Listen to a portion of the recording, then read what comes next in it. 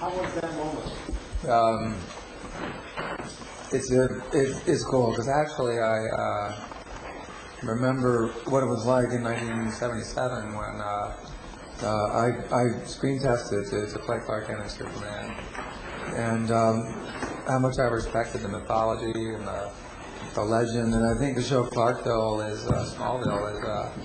See, I'm naming the town after you. Smallville is doing a really good job of following the mythology, and that Tom's doing a really good job of carrying on the tradition.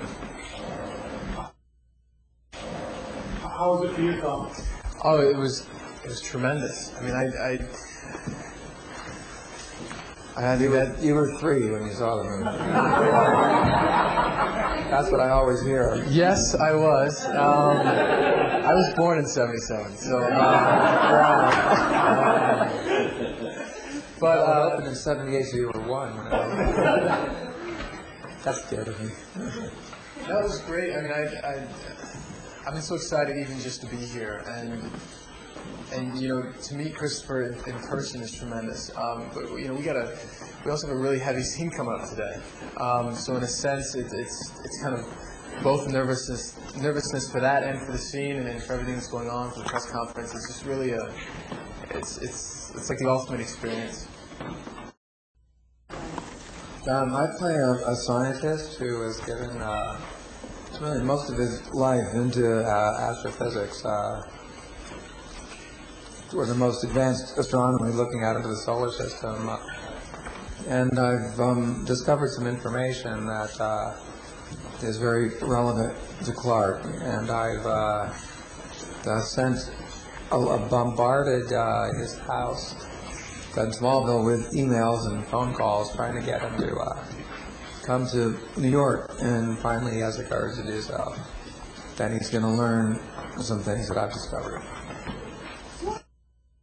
Oh, I just thought it would be fun. It's a very welcome relief from politics and medical research. I have to say that you know, butting heads with the politicians and the whole establishment in terms of advancing medical research is a very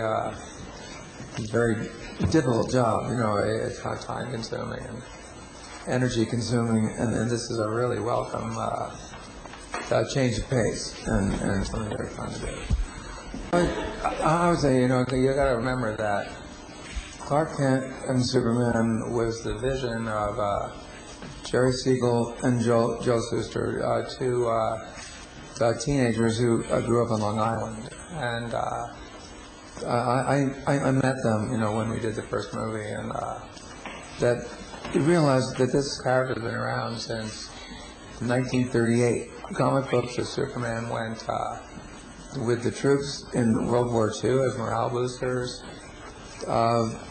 It's a very important piece of American pop culture, mythology, and really it's about hope. It's about what friendship means. It's about leadership.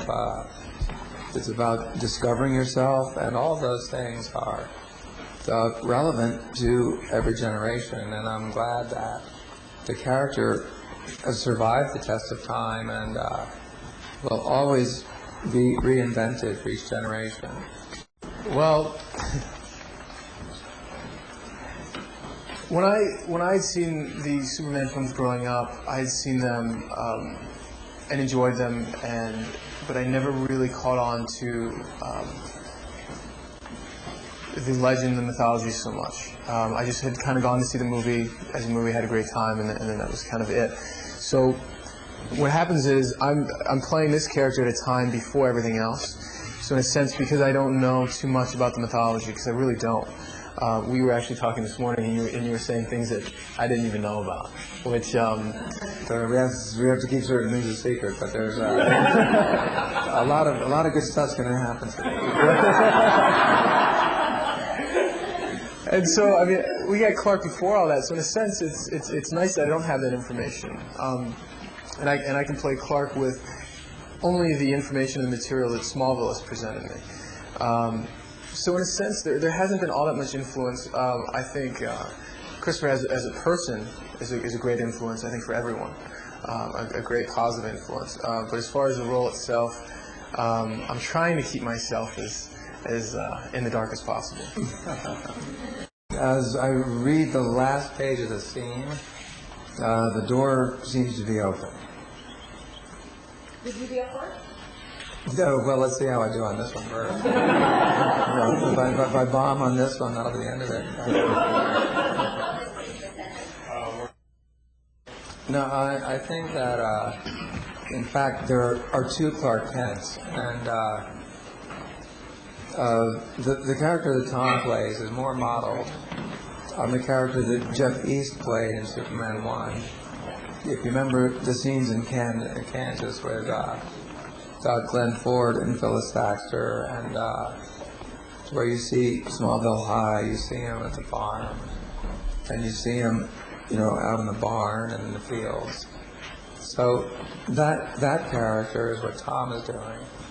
But then when he comes to the city, that's when another persona takes place, where he puts on the goopy glasses and acts very shy, because he's trying to distract suspicion that he might actually be Superman. So in fact, Clark Kent as an adult, which is what I played when I was in my late 20s, or 25 or so, is actually another persona. It's another character.